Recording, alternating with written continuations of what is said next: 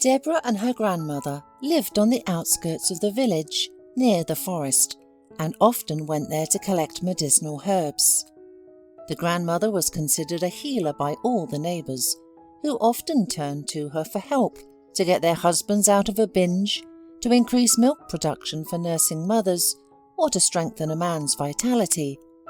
However, they had enemies too, who considered them witches and avoided the herbalist's house like the plague. Deborah did not know her parents at all. Her grandmother had always been by her side for as long as she could remember. It was not difficult for her to understand that her grandma simply healed with herbs, which Mother Nature generously gave them every summer. She herself already knew the name and power of each herb growing in her beloved forest. But shortly, Deborah's happy childhood came to an end. Grandma fell ill and never got up. The one who had helped other people all her life could not help herself. "Deborah, don't cry for me. When I die, I will always be with you. Don't be afraid. Go to people. Just be careful. Look them in the heart. Don't let vile people near you. You have the light in you. Don't lose it. And if trouble happens, I will come to you in a dream and tell you where to find the truth." The grandmother died at dawn. Neighbours helped Deborah bury her. Returning from the funeral, the girl looked around. The orphaned house now seemed somehow foreign without her dear grandmother. Deborah sat by her bed and looked at the pile of pillows covered with a lace bedspread. She couldn't gather her thoughts. She had to somehow continue living. But how? Deborah had just finished school, but now there could be no talk of further education. She had to find a job. "Deborah, are you home?" Connor, Deborah's former classmate, stood in the doorway. He had been asking her to marry him since childhood, but the girl only laughed at the snub-nosed, stunted beau. "Where else could I be?" she sighed. "I'm sitting here thinking about where to go now." "I came just for that. I heard my mother say they need a postal worker. Aunt Vera got sick and went to her son, and now there is no one to do her job. Go to the post office. Maybe they'll take you." Deborah immediately ran to the nearest post office and by evening was hired as a new mail carrier. The job was hard. The bag was tearing her shoulder and her legs were giving out by evening, but the girl didn't give up. Although this job brought her just a small income, it was her own earnings. There at the post office, Deborah met Mick. The polite and well-managed guy once offered to help the fragile girl with her huge mail bag. They struck up a conversation, and since then, Mick began to visit the post office more and more often. He was 10 years older than young Deborah, but even though he was already a fairly grown-up person, he often referred to his mother's opinion in conversation.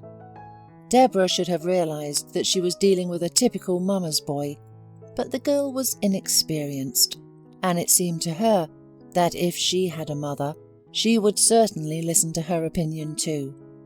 On the day when Mick decided to introduce Deborah to his family, the girl felt like she was on cloud 9.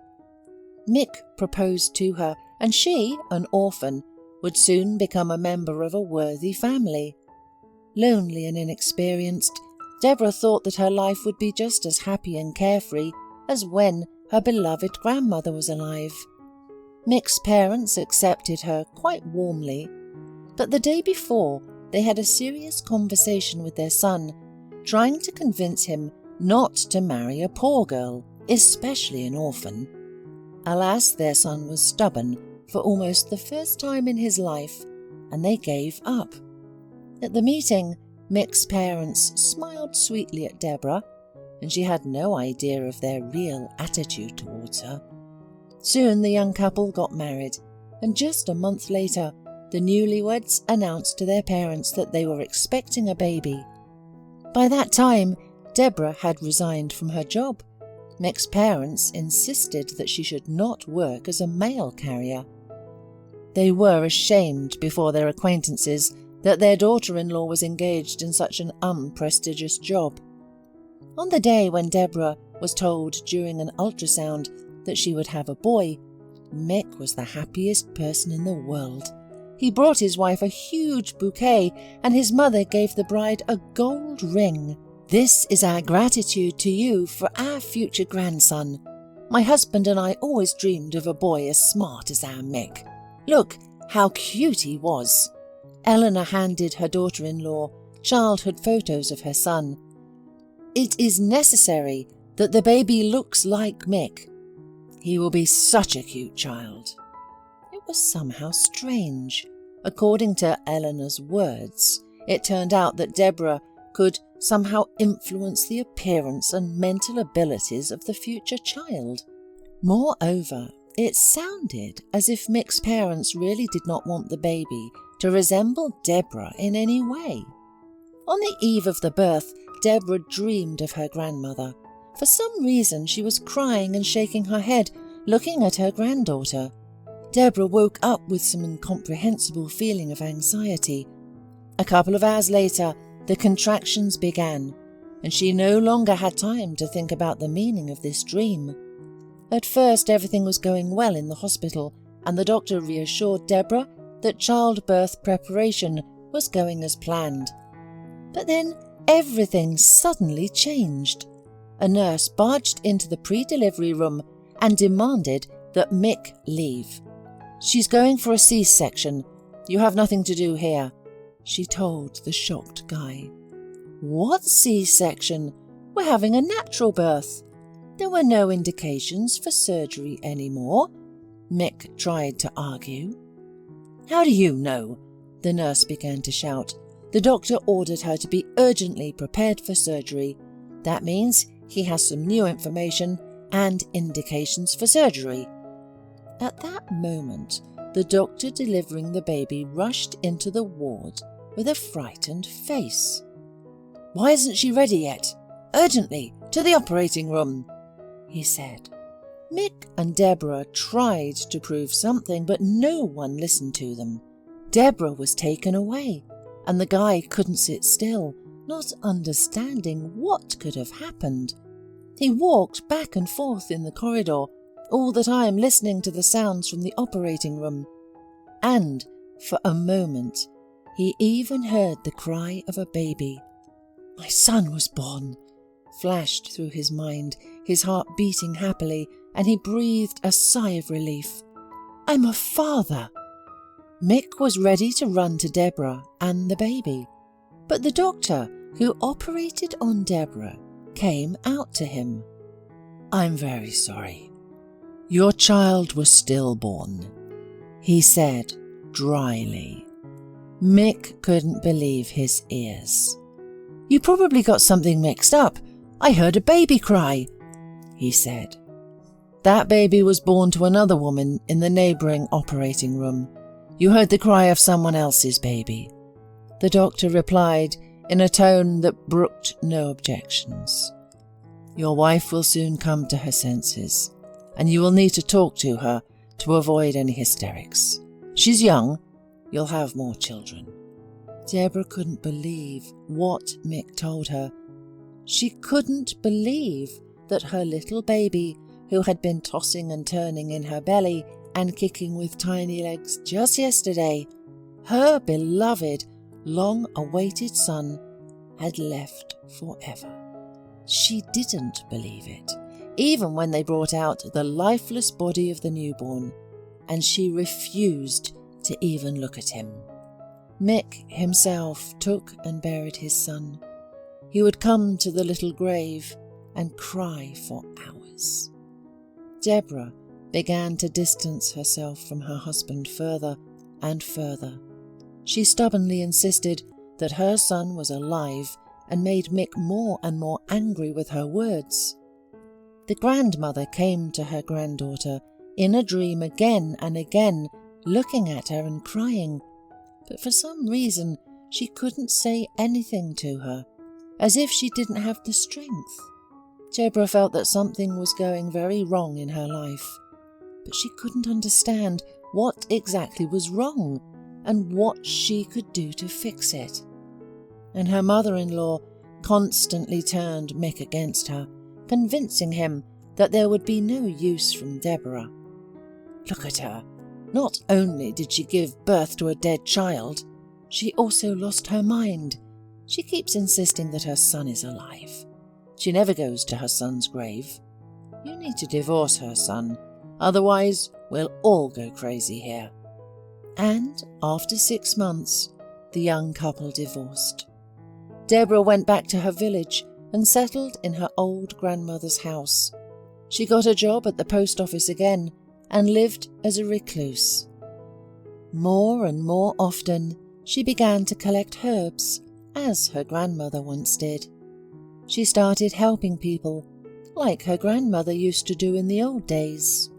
In her spare time, Deborah wandered through the forest, collecting medicinal plants and listening to the singing of birds. And at night, she dreamed more and more often of a red-haired and blue-eyed boy, just like herself. It was strange that, with each passing day in her dreams, he became more and more grown up. At first he was a child who had just learned to walk. Then he ran to her in his sleep, and after 2 years he was already a very independent boy.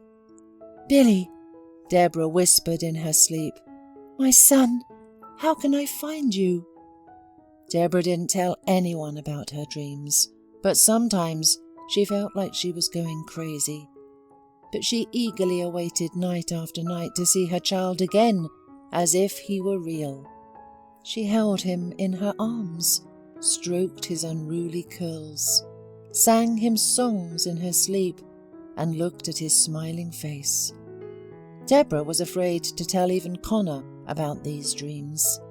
He had been her friend all her life.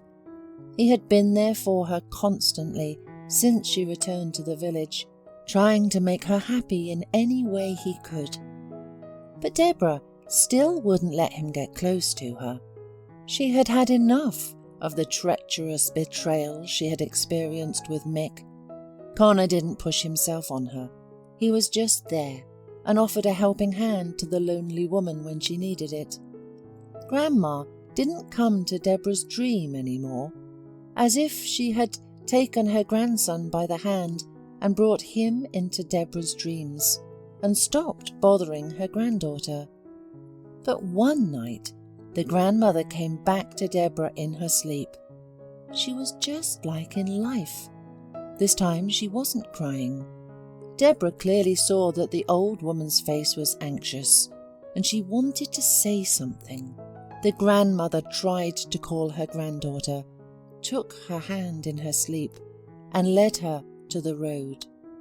Deborah woke up and couldn't understand what her grandmother wanted from her and where she was calling her to. The dream repeated itself the next night, but this time Deborah was prepared. "What do you want to tell me?" Deborah whispered in her sleep. "I want to hear you. Tell me." "Your son is alive," Grandma suddenly spoke to her. "You saw him in your dream, and you know what he looks like. He needs to be found urgently, otherwise you will never be able to see him again. I will show you the place where he lives." Deborah felt like she was flying, just like in her childhood dreams. She saw a familiar forest and beyond it a large mansion. Although she had never been there, Deborah knew that there was a city beyond the forest. The mansion was very luxurious, with a huge garden that had fountains, shady alleys and green lawns. When Deborah woke up, she was in a daze for a long time. She couldn't stop thinking about her dream, which had felt so real. She decided to go on a trip and see the mysterious mansion with her own eyes. At first, the road through the forest was familiar to her. She had walked here many times in her childhood and youth with her grandmother, and later searching for rare healing herbs when she started to treat people herself. Then came unfamiliar places, swampy and impassable areas.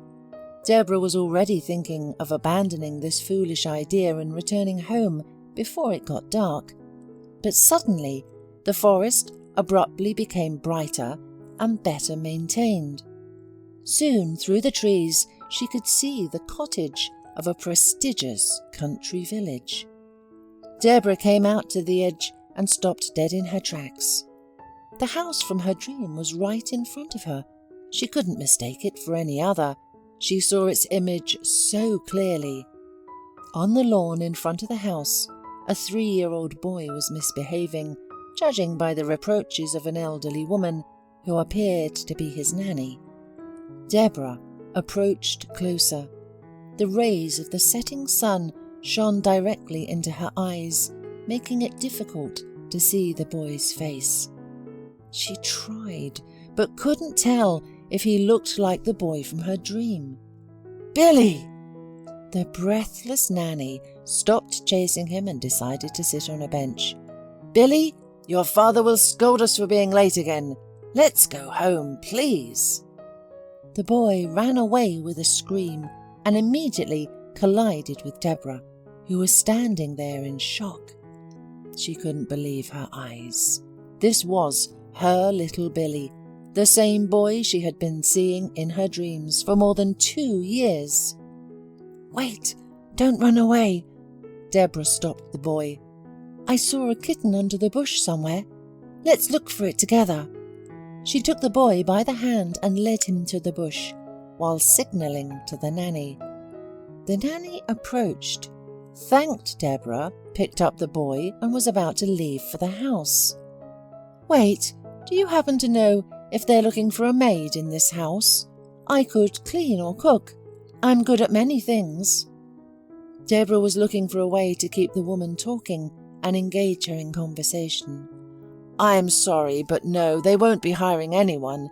The owners are moving to Spain soon, and the house will either be closed or sold." The talkative woman was happy to discuss the owner's business. "Hey, little one, you'll soon become a real Spanish macho." Deborah joked with the child. "Do you know who toreadors are? They're the bravest, not afraid of big bulls. Are you brave too?" "I'm the bravest," the little boy declared confidently. "And how old are you?" "It's almost my birthday, and my dad promised to give me a puppy." The little one shared his excitement with her. "Yes, his birthday is next Friday," the nanny confirmed. "Celebrate and then go to Spain," she said to the boy. Deborah listened and understood that her son would have turned 3 years old on the same Friday.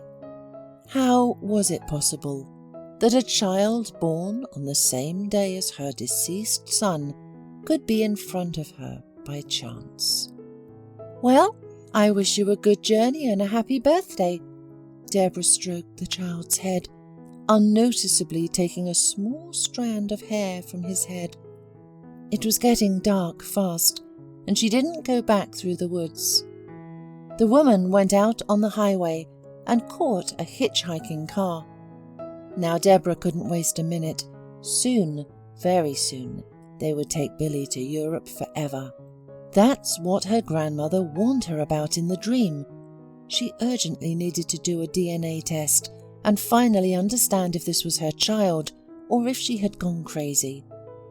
Connor was still awake when Deborah burst into his house with burning eyes, holding a small bundle in her fist. "Connor, I need your help. I urgently need to find a laboratory to mail a DNA test. I can't tell you why, otherwise you'll think I've gone crazy."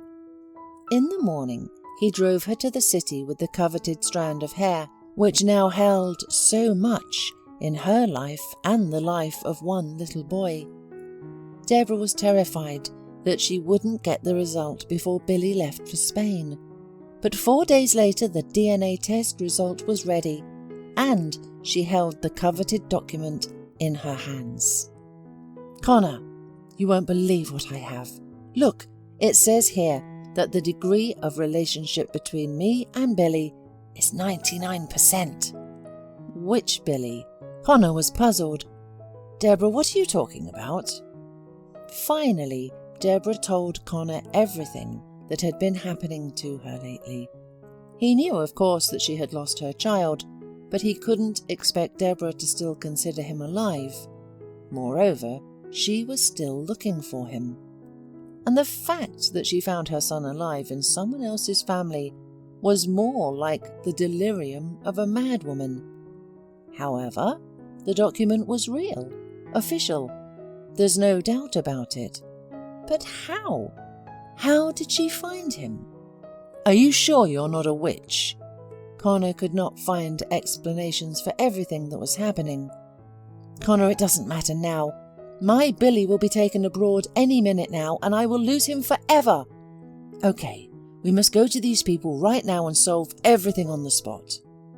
When they arrived at the house to pick up Billy, they were initially taken for fraudsters. And when Deborah caused scandals, saying that she wouldn't leave without her son, they even called the police. She showed them a document stating that she was the mother of a certain child. But where was the evidence that it was indeed Billy, and that it was his biomaterial that was tested? A real commotion broke out. Deborah filed a police report against Billy's parents and the doctors at the maternity hospital. They filed statements against her and tried to close the case as quickly as possible, so they could go to Spain as planned. But Deborah clung to their family with an iron grip. Now she was 100% sure that he was her child, and she wouldn't let him go, even at the cost of her own life. To detach from the crazy woman and close the case as soon as possible, it was decided to do repeat tests. What a surprise it was when this test also indicated that the boy was indeed Deborah's son. Now there was no question of taking him abroad, and the police began to investigate why Billy had been living in someone else's family all these years. It even came to the exhumation of the body of the baby that was buried as Deborah's son 3 years ago. Mick, who had already forgotten about his ex-wife but still visited their son's grave, was in complete shock when it turned out that the second child was actually the child of the family in which Billy was raised. Everyone understood that the substitution had occurred during childbirth. The doctor who delivered both women was detained, and he admitted that the wife of a very prominent deputy and businessman in their area had actually been brought to their maternity hospital 3 years ago. The family planned to give birth at the best capital clinic, but labour began prematurely and the doctor had to perform a caesarean section. However, they couldn't save the baby, who was stillborn. "You see, we were terrified. They were a very influential family. They could have thought that we were responsible for the death of the baby. They would have dragged us through the courts, or maybe even worse. I panicked. I decided to perform a caesarean on another woman and give her baby to these people. It was terrible, but I didn't even realize what I was doing at that moment. And then it was even scarier to confess to my actions." It was a terrible confession. People couldn't believe that a doctor would stoop to such a low. But now they at least understood how such confusion with the babies could have occurred. Deborah took Billy. His adoptive parents had to come to terms with the loss, and the child had to get to know his biological mother and get used to her. The doctor and nurse were sentenced. The maternity hospital began strict checks, as a result of which a number of violations were revealed, although not as egregious. It was difficult for many at that time, but Deborah was happy for the first time in years. The boy quickly got used to her.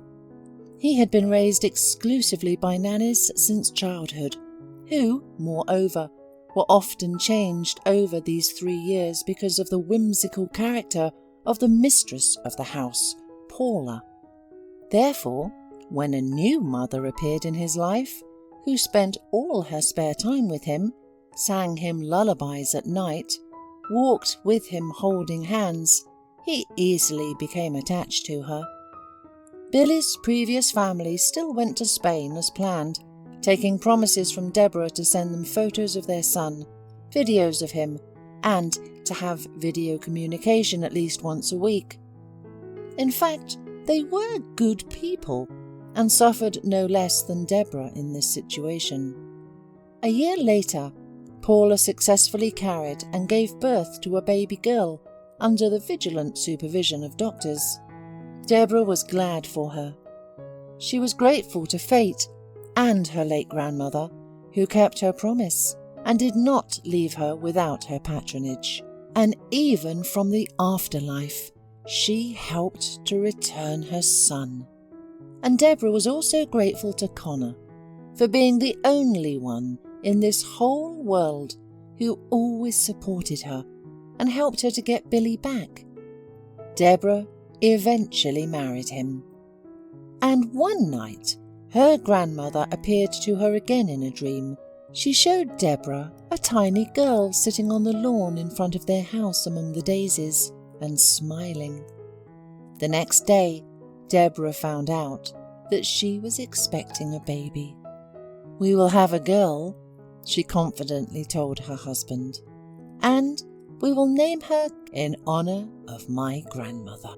However, this is an entirely different story.